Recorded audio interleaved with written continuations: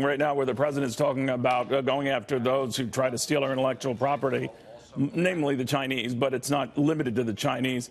This comes after his interview with Ainsley Earhart, in which the president said that all this looking at him and eventually Democrats take control of the House and try to impeach him, they'll rue the day. This is an important development here because the president framed this in a way I've never heard before. If Democrats were to succeed in going after him and trying to impeach him. Listen to this. If the Democrats take back power, do you believe they will try to impeach you? Well, you know, I guess it says something like high crimes and all. I don't know how you can impeach somebody who's done a great job. I'll tell you what, if I ever got impeached, I think the market would crash. I think everybody would be very poor because without this thinking, you would see numbers that you wouldn't believe. All right, the market would crash if they try to lay a glove on me. We've got Liz Peek back with us, the Fox contributor, GOP fundraiser extraordinaire, Noelle Nikpour, reporter extraordinaire, one of the world's best, Charlie Gasparino. Charlie, what do you make of that? Chase him, you chase this market. He's right. The markets are going to crash. I mean, you can see it every time there's a negative. I mean, look at what happened with Michael Cohen when the news broke that he was going to cooperate or semi-cooperate and plead guilty.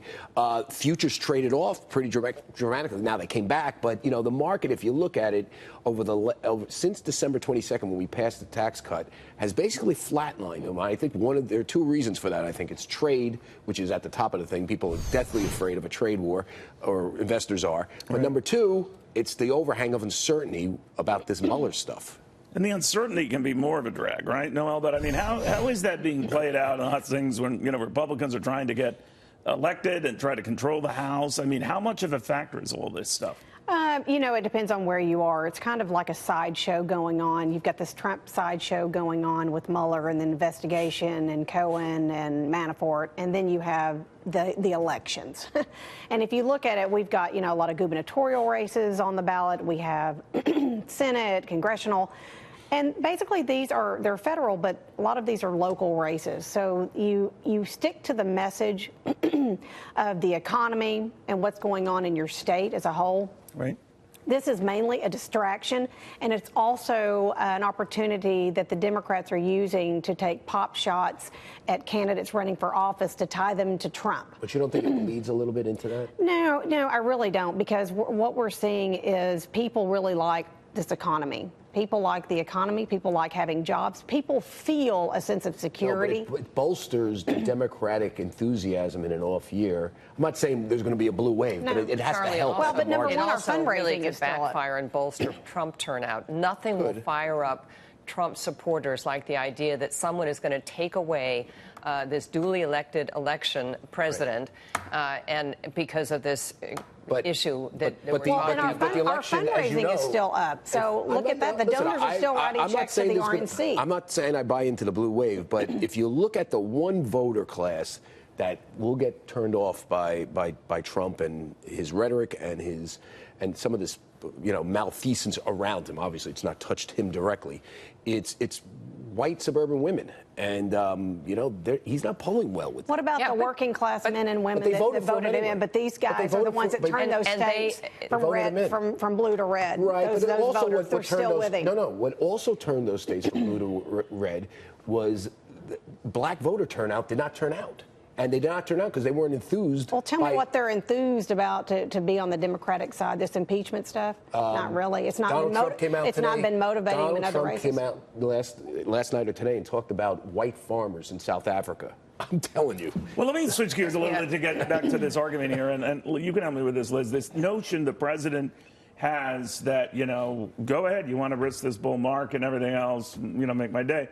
Now, that was much the same argument that I think saved Bill Clinton. We had an economic boom going on, the bull market, the internet stocks was going on. I'm not saying that, you know, had there been more substantive case and senators could weigh that case and the impropriety of an affair with an internal lying about it, wouldn't have been a big deal for them regardless. But less of a big deal in the middle of a boom to try to heave the president out. Less of a big deal now in the middle of a boom to try to heave this president out. I think that's absolutely true.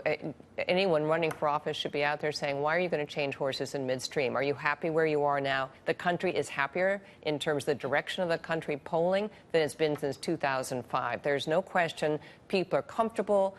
spending on restaurants was up 10% in the last month. They're spending on discretionary items. That's an incredibly good sign, and it's the direct translation of consumer optimism, business optimism. And by the way, high that could explain why some of the Democrats in running don't talk up impeachment, and why a lot of the party leadership low-keys it, because it could boomerang, right? And I think they know that, again, the midterm elections are all about turnout. There's nothing more forceful to generate enthusiasm amongst Trump supporters than the idea that they're going to try and impeach. There's nothing that will drive the enthusiasm from the core Democratic voters who stayed home, and those are mainly African Americans, is some of Donald Trump's rhetoric. I know the polling on African Americans is actually moving in the president's favor because of black hired, felons are getting hired, et cetera. I know that, but I think that's old news. I don't think so. News. That's not fake news. It's old news. The Democratic Party is moving more towards the left. These progressive candidates are getting more and more publicity where the party's going. If you have 4% economic growth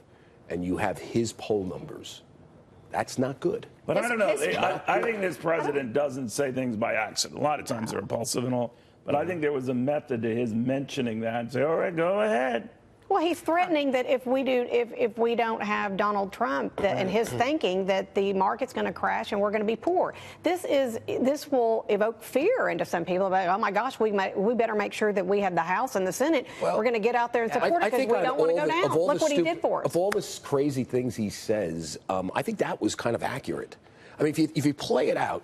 Markets certainly markets, more but that. think about it. Democrat or Republican, because that's a huge deal. If the political winds turn to the point that Democrats control Congress and maybe the Senate, and then you have a really impaired president, that is not good for the economy. I mean, given how left these guys are. I think we're getting a little ahead of ourselves. Absolutely. There are still some pretty serious questions about whether these payments actually were illegal, whether the president is actually going to get dinged by that. If he were to pardon Paul Manafort, that goes away as an issue overnight. Paul Manafort is not his problem. Well, I'm saying, yes, it might be. The second trial is theoretically... I don't understand the big deal over these payments. You're right. It's a little confusing, At first, I thought if they came from campaign cash, that would be a big deal. It doesn't matter, really? Well, yes, it does. Yes, it does. Yes, totally. You are allowed to give unlimited money to your own campaign. Impeachment is political. And it's also... Impeachment is political. They can seize on that. You're right. Impeachment is political. But then, if the Democrats control Congress, they can impeach him. It's political. It's a political... They can seize on a document and take it to the next level.